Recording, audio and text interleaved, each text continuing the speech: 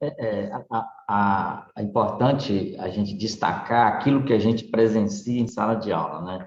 E como professor, a gente tem que trazer um alento para aqueles que estão, de certa forma, muito preocupados com as novidades trazidas pela Lei 14.133. E aí a gente fala como controle interno e principalmente aqueles que tem o papel de estar fiscalizando a legitimidade, a legalidade, a economicidade, a eficácia e a eficiência dessas contratações, é o planejamento das compras e licitações. Quando a gente fala isso em municípios, nós precisamos destacar que é um procedimento, digamos assim, inexistente nos municípios, em especiais aqueles municípios de pequeno porte, que não têm como cultura o planejamento das licitações. Então, vale destacar que esse planejamento das compras e licitações, que a gente pode resumir tudo em contratações, que envolve tanto contratação, efetivamente falando, ou até mesmo as compras que são realizadas, que não deixa de ser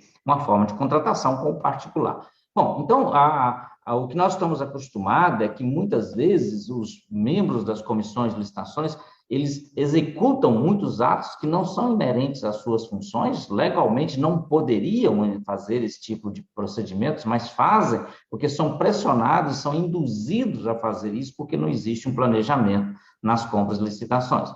Vamos deixar isso bem claro, como que vai ser analisado formalmente em processo. Não importa se o município tem ou não tem estrutura organizacional para colocar em prática, mas o processo em si de contratação, ele vai ter que estar demonstrando o planejamento, a fase de planejamento, a fase preparatória, a fase de julgamento e a fase de execução das contratações. Em especial, é quando a gente fala, muitas vezes, soa como novidade, né, aos participantes dos nossos treinamentos, quando a gente deixa claro a fase preparatória da contratação, ela vai primeiro depender de vocês conhecerem muito bem os programas existentes no PPA, no Plano Plurianual, que é um planejamento de a médio prazo. Por quê? Como que eu vou dar início a uma contratação se eu não tenho previsão orçamentária? Obviamente, a inexistência de programas no meu PPA impede de dar sequência a qualquer licitação. Mas, para isso, eu tenho que fazer ter consonância, ou seja, ter harmonia com o meu plano PPA, exatamente o meu estudo técnico preliminar. Aí a gente já começa a espantar, a assustar aqueles que estão participando com a gente nos treinamentos. A primeira pergunta é: professor, de quem é a responsabilidade de estar elaborando o estudo técnico preliminar? Obviamente que precisa levar em conceito, aí eu chamo mais uma vez a hermenêutica, né, que, na interpretação das normas. Estudo a própria palavra diz que é uma pesquisa, um aprofundamento naquilo que você vai desempenhar ou desenvolver. Técnico elaborado, obviamente, por técnicos, ou traz especificações técnicas que melhor pode atender às necessidades. Preliminar, antes de tudo. Então, o estudo técnico preliminar é onde vai ficar evidenciado, a partir de uma demanda, a necessidade e as opções que você tem, que seja em mercado, para que você possa resolver o seu problema. E aí, dentre essas opções que você tem que escolher a que melhor atende às suas necessidades. Então, necessidade é o ponto-chave que a gente traz no estudo técnico preliminar. Eu poderia dizer, por exemplo, que você tem aí uma necessidade de serviços de máquinas pesadas, ou seja, serviços de máquinas pesadas para fazer escavações, limpezas de córregos, rios, seja lá o que for. Então, isso é uma necessidade, não é onde você tem que dizer, eu preciso comprar. Você tem que ter um estudo técnico preliminar dizendo que a sua necessidade são serviços de máquinas pesadas. Diante desse estudo, você vai para o mercado e você vai verificar a viabilidade de contratar, locar ou utilizar as próprias máquinas que você possui. Qual dessas opções o mercado traz para você que te traz melhor resultado? Eu não estou preocupado agora com o valor, é que traz o melhor resultado.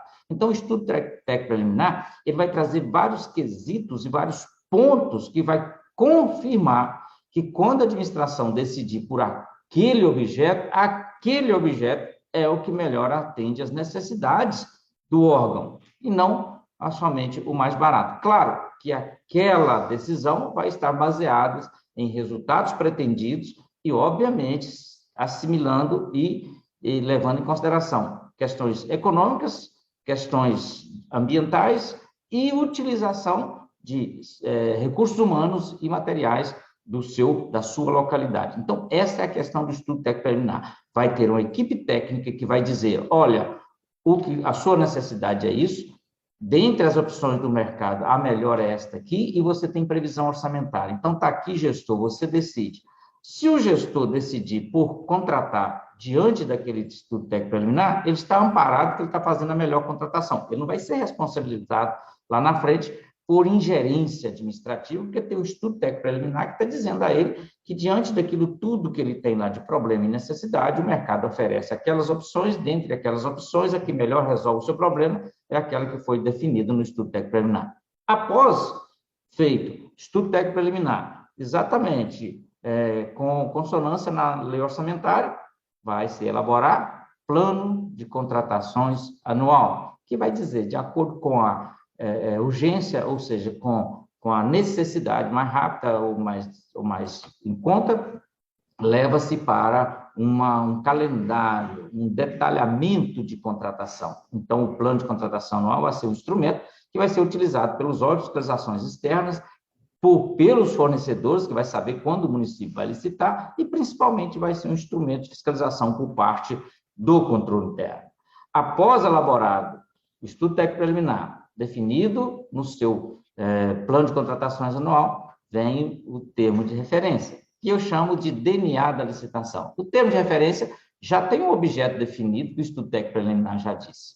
Já traz aquelas condições que você vai estar buscando para elaborar o termo de referência. Inclusive, vai estar lá no seu estudo técnico preliminar, né, a descrição do objeto e a estimativa de valor que vai ter que ser comprovada por meio de cotações de mercado no estudo técnico preliminar. Ou seja, o estudo técnico preliminar vai orientar o agente de contratação a formalizar o processo. Bom, essas são as novidades que, às vezes, deixam um pouco assustado aqueles que vão operar a licitação no âmbito municipal. Por quê? Porque isso hoje não é rotina nas licitações municipais. Geralmente, não se faz o estudo técnico preliminar e submete a esses membros de comissões até elaborar termo de referência, que chega a ser um absurdo para, nas questões técnicas e jurídicas, falar isso, mas existem isso. Após elaborado o termo de referência, aprovar todos esses atos pela autoridade competente, que vai autorizar a instrução do processo administrativo de licitação, aí sim o agente de contratação entra juridicamente no processo, porque é aí que vai existir o processo. Até antes não existia processo, só existia atos preparatórios, que faz parte da fase preparatória. A partir do momento que o agente de contratação é convocado, ou comissão, no caso, ele é autorizado a instruir o processo, essas fases assim para frente a gente já conhece, não é tanta novidade assim. A novidade fica aí a cargo da fase preparatória das licitações. Continue nos seguindo, que traremos mais novidades para a regulamentação e implantação da nova lei de licitações.